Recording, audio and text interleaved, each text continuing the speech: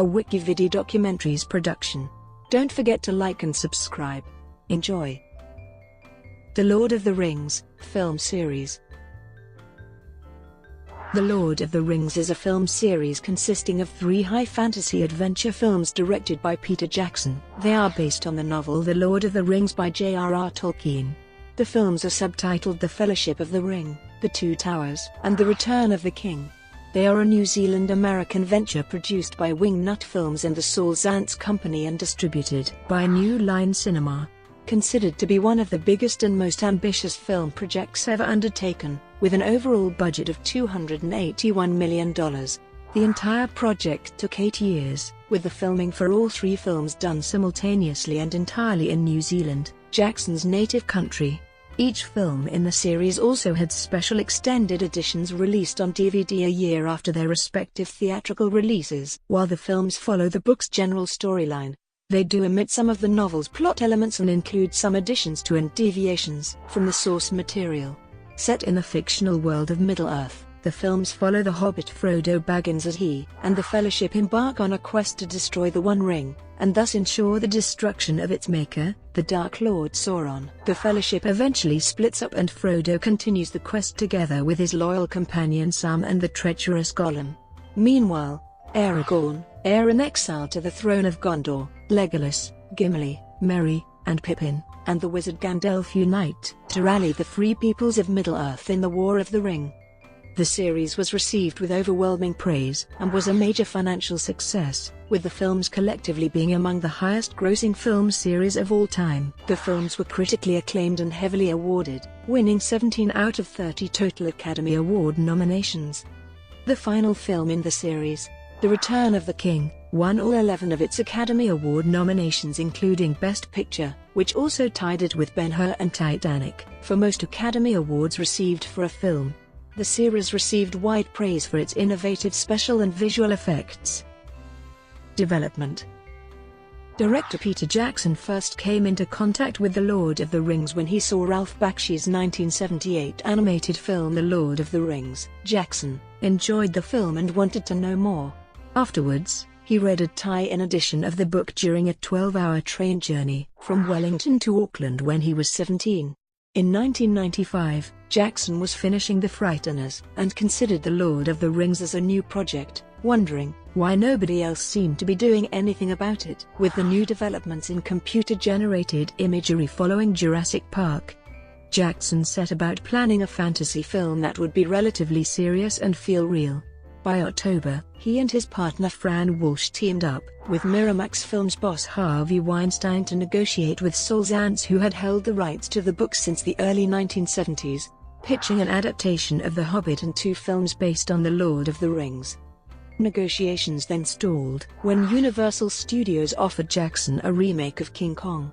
Weinstein was furious, and further problems arose when it turned out Zaentz did not have distribution rights to The Hobbit. United Artists, which was in the market, did. By April 1996, the rights question was still not resolved. Jackson decided to move ahead with King Kong before filming The Lord of the Rings, prompting Universal to enter a deal with Miramax to receive foreign earnings from The Lord of the Rings while Miramax received foreign earnings from King Kong. It was also revealed that Jackson originally wanted to finish King Kong before The Lord of the Rings began.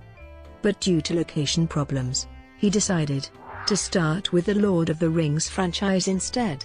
When Universal cancelled King Kong in 1997, Jackson and Walsh immediately received support from Weinstein and began a 6-week process of sorting out the rights. Jackson and Walsh asked Costa Botes to write a synopsis of the book, and they began to reread the book. 2 to 3 months later, they had written their treatment. The first film would have dealt with what would become the Fellowship of the Ring, The Two Towers, and the beginning of The Return of the King, ending with Saruman's death, and Gandalf and Pippin going to Minas Tirith. In this treatment, Gwyer and Gandalf visit Edoras after escaping Saruman. Gollum attacks Frodo when the Fellowship is still united, and Farmer Maggot, Glorfindel, Radagast, Elladan and Elrohir are present. Bilbo attends the Council of Elrond.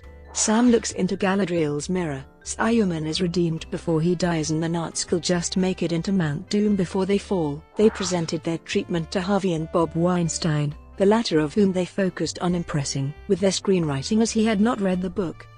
They agreed upon 2 films and a total budget of $75 million. During mid-1997, Jackson and Walsh began writing with Stephen Sinclair. Sinclair's partner, Philip Boyens, was a major fan of the book and joined the writing team after reading their treatment. It took 13-14 months to write the 2 film scripts, which were 147 and 144 pages respectively. Sinclair left the project due to theatrical obligations. Amongst their revisions, Sam is caught eavesdropping and forced to go along with Frodo, instead of Sam, Merry, and Pippin figuring out about the One Ring themselves and voluntarily going along after confronting Frodo about it, as occurs in the original novel. Gandalf's account of his time at Orthanc was pulled out of flashback and Lothlorien was cut, with Galadriel doing what she does in the story at Rivendell. Denethor attends the council with his son. Other changes included having Arwen rescue Frodo, and the action sequence involving the cave troll. The writers also considered having Arwen absorb Owen's role entirely by having her kill the Witch King. Trouble struck when Marty Katz was sent to New Zealand.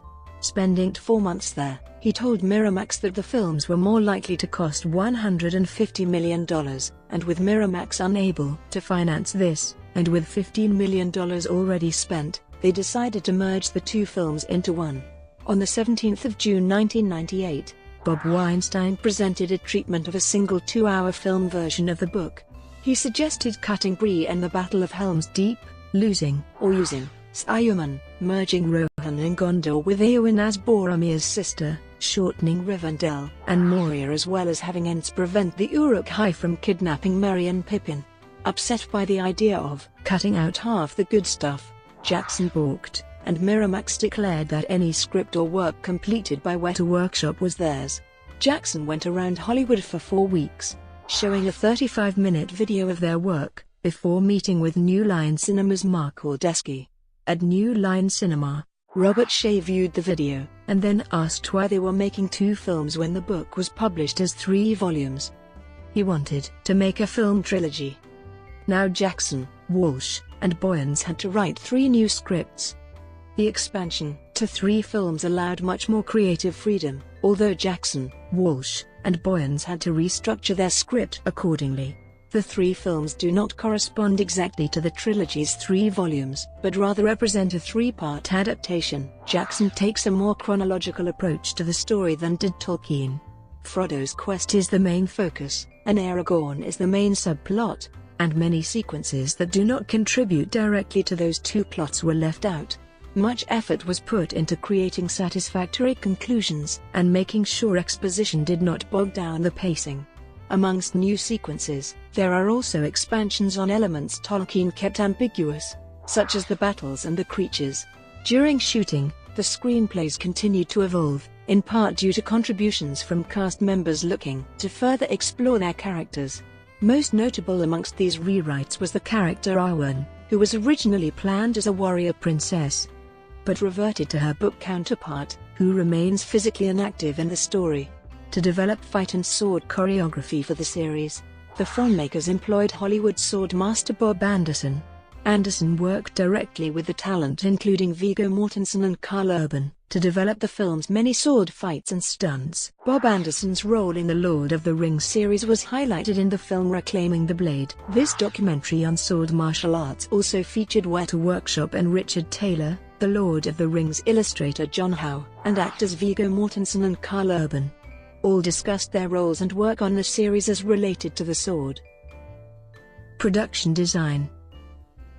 Jackson began storyboarding the series with Christian Rivers in August 1997 and assigned his crew to begin designing Middle-earth at the same time.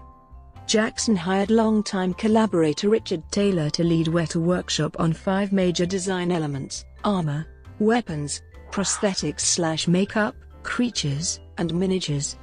In November 1997, famed Tolkien illustrators Alan Lee and John Howe joined the project. Most of the imagery in the films is based on their various illustrations.